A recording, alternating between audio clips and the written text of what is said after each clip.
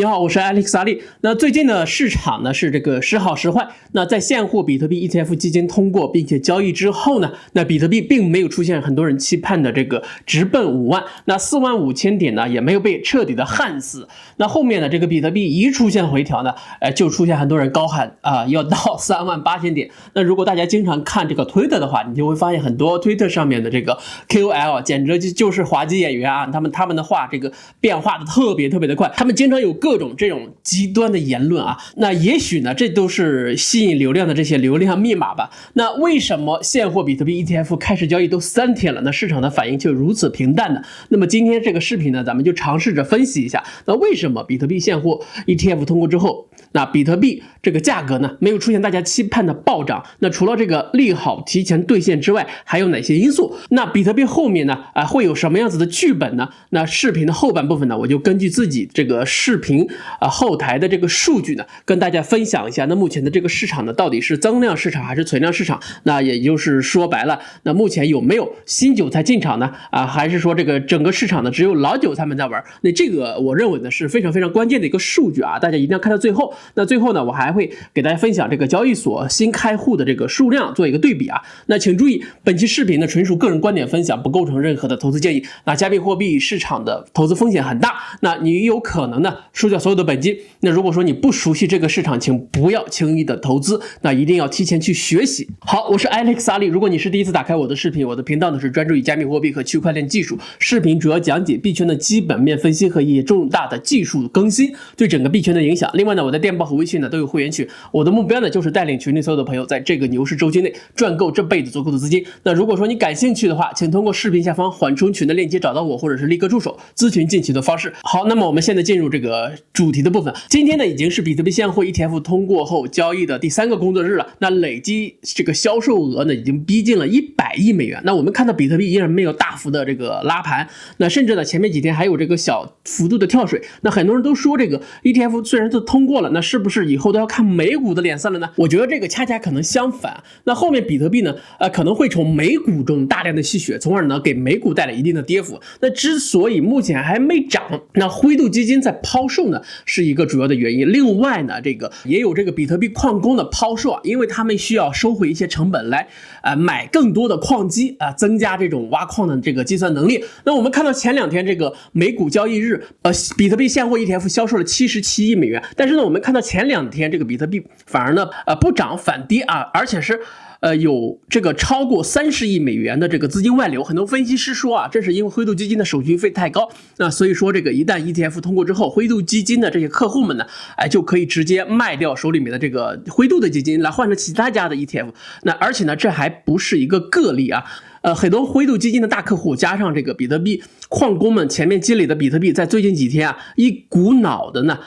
全部都抛向了市场。而这个时候其他的这个 ETF 基金经理们并不会呢把这个他们抛的这些比特币呢照单全收。咱们前面也聊过这个话题那他们这些大的基金公司他们建仓的有这个自己的交易计划，他们一定要执行自己的这个交易计划，一步一步的去买入这个比特币。那并不是像咱们这个散户的操作，或者像我们的想象一样，那想怎么买就怎么买。那他们呢是有严格的这种审核制度的，人家呢要对这个自己公司的客户负责任的。那在过去的这个几天的观察中我发现比特币最近的这个跌幅呢是变小了。那最重要的一个原因呢，就是有人在跌的时候逐步在建仓但是呢100亿美元呢并没有全部买进去我们刚刚也讲到了，那这就是解释了不暴涨的一个原因所以ETF 通过之后对比特币现货的价格有一定的稳定的作用。那这个呢是对咱们散户投资者是有利的一方面。但另一方面呢，资金呢正慢慢的从这个美股中撤出来，美股或者是其他的这个ETF 基金里面撤出来，流向比特币 ETF 基金，或者呢干脆就直接买了比特币那我们看到今天的美股呢也是收阴的那给大家看一个这个截图这是这个 X 平台上的一个大 V， 那他发推文是这么说的，他说我打电话给美林投资和这个先锋领航来告诉这2家公司那我要把我这2个账户里面所有的账户的资金都取出来。那这2家公司的接线员呢可能也没有权限，就把这个电话呢转给了他们的高级经理那这些高高级经理呢都想表示歉意都说这个自己公司的管理层缺乏远见并说这个最近呢他们也是接到了这个成千上万的这种投资撤资的电话。那我觉得这个推文足以说明了很多问题呢。第一就是美股投资的大户们正在集体从自己的这个账户撤资，转投像这个比特币或者是比特币 ETF， 而现在这个时候呢，所有11家现货比特币ETF 基金呢都会得到这种资金的照顾都流进去了，而且手续费最低的那几家呢将会变成真正的头部那我们可以观察一下。第二呢，就是传统的投资公司或者银行会对这种集体的撤资表示震撼，我觉得呢他们后面呢会跟着去学习，去申请比特币的 ETF 来挽回自己的这个客户资金的流失。那么这么一来，整个传统的金融行业呢都可能呢会被这个比特币ETF 所占领，那这个趋势呢是势不可挡，那也是比特币有史以来从未有过的盛世所以说不要看不起这个现货比特币 ETF 基金，他们呢会慢慢进场的。那我们需要的呢就是慢慢等待他们给我们去把这个轿子抬高那2021年狂暴大牛市呢是因为灰度基金的疯狂的买入，那我认为同样的道理2025年的狂暴大牛市就是所有的华尔街这种公司，这种金融公司，传统的这种金融公司集体哄抬币价，那 all you need to do is just hold it， 你所需要做的呢就是紧紧的拿出自己手里的比特币那我查了一下，那目前这个美股的总市值呢超过了50万亿美元这是非常大的一个数据。那如果说这其中呢有1%的资金流向了比特币，那也就是说有超过5000亿美元的资金呢流向了比特币，那比特币的价格呢将会达到这个9万美元一枚那我们这里呢并不是说等值的按照这个市值来平均的每一个币价来计算的，因为在资金流入的过程中它会疯狂的这个抬高币价，所以说5000亿美元足够抬高到9万美元一枚。那如果说是5%的资金流向了比特币，那也就是意味着2.5万亿美元的这个进场，这个比特币呢将会达到15万美元一枚。所以说单纯从这个 ETF 带来的这种资金增量的资金来计算的话，那本轮牛市的高峰呢应该呢是在9到15万之间。那我们还没有算这个新韭菜带来的这个资金那如果加上的话可能会更高一点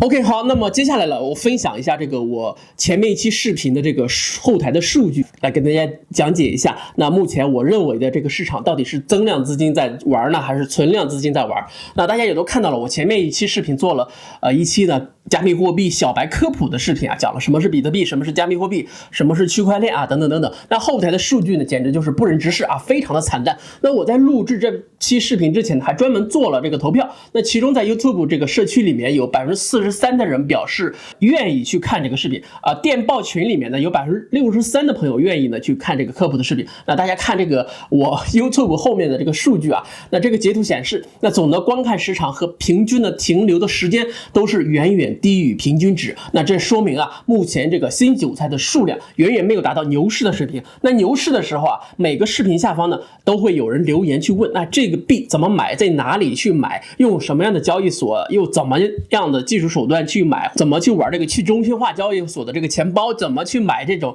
一级市场的币等等等等各种各样的小白问题但是呢目前很明显这个视频的数据告诉我很多老韭菜打开视频可能就看了1分钟觉得太无聊了，因为我都知道了这些问题对吧，所以说看了1分钟就离开了，因为我拍的真的是科普的这个视频，老韭菜们根本就不感兴趣对吧。那所以说目前这个市场里面我认为依然呢是大部分呢是这个老韭菜在活动是一个存量的市场。但是呢存量市场呢我们也看到了，也足以呢把这个市值呢拉到这么高，那说明老韭菜们还是非常有实力的。那另外一个数据呢就是我在这个视频描述区放的这个欧易交易所是8折手续费的这个注册的链接但是呢一个月呢也就那么1-2个人注册那我记得在2021年11月份我最开始挂这个链接的时候，那每个月都会有上百人去注册那完完全全是不可同日而语那2021年的11月份那可以说是牛市的结尾了，也同样说明一个问题，那新韭菜呢是这个牛市最高峰进场到牛市尾部还在持续进场，